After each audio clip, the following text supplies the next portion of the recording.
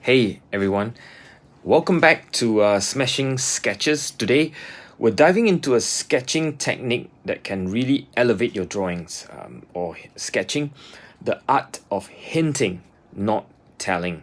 This will be tip number 10 in my series of sketching loosely. This technique is all about using a few well-placed details to suggest the whole picture. It encouraged viewers to use their imagination and engage with your artwork at a deeper level. So let's explore some ways we can use this technique in our sketches. Okay, for the example number 1, this is the National Gallery of Singapore.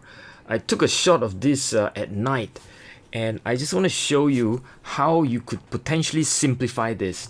You don't have to sketch every details. You could give the shape of the dome, the broad shape of the tower, and later on you could actually use negative shade to paint around the dome and the building itself to give the distinctive look of the National Gallery. That's really just the simplest idea. You could just simplify this complex building. So remember, you don't have to sketch every single detail. Just focus on what you think are the most important part of the composition or the object, and focus on that, and you can lose the rest, basically. So hint, don't tell. Okay, now let's look at the second example.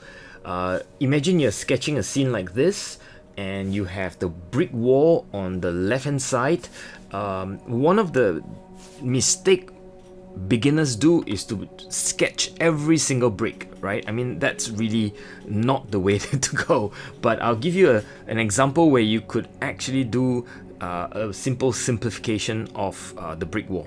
I didn't sketch this. I used a software to render it in watercolor style, but if you look at the wall carefully, basically what it is one wash, and then you use both a highlight white, opaque white, or even just brown lines to create the illusion of the brick. In other words, you paint the entire brick wall as one piece, and then you add the lines on top of it to hint on the brick itself. The third example would be something like this, sketching animals, or even if you are sketching someone's hair. There's a tendency to try to draw every single hair or every single strand of the fur. It's much easier if you to focus on the edges and just look at hinting the fur at the outer edges. Say, for example, this part of her hair sticking out, that would be the edge. You could just hint at the edges that they are sticking out in terms of the fur or the hair, and that should be enough to indicate it's not a smooth edge, but really a furry edge, if you like. Oftentimes we kill ourselves in our sketch.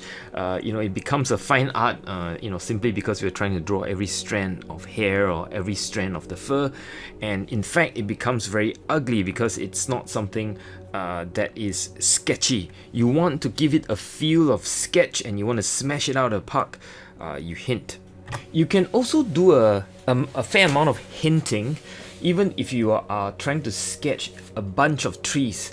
I'm just going to go very fast with this one just to illustrate how you could potentially, sketch a bunch of trees in the nature. This is from the Singapore Botanical Gardens. Just hint a few trees that stick out. Obviously, you do not want to have similar size, or it's a bit boring if it's the same size. You want to space it out. Some are bigger, some are smaller, some are sort of medium size. And I'm just giving an example of how you could potentially do a bunch of tree very simplistically by hinting at the edge where there are some coconut trees or palm trees shape sticking out, and that gives it a bunch of trees. And then you texture the rest of the bunch of trees if you like. I'll show you how I texture it in a minute. Okay, so the way I would do this hint is really just lay down a very simple wash. Consists of green gold, phthalo green, blue shade, throw in a bit of quinacridone gold and a bit of burnt sienna to warm it up. And then, as you can see, the big blob of the plant at the bottom, I try to just give it hint of shadows, hint of very dark green, and then I hint at the very top some of the trees and palms that sticks out, and then I splatter a little bit, and I splatter some water to create texture at the bottom part of the sketch.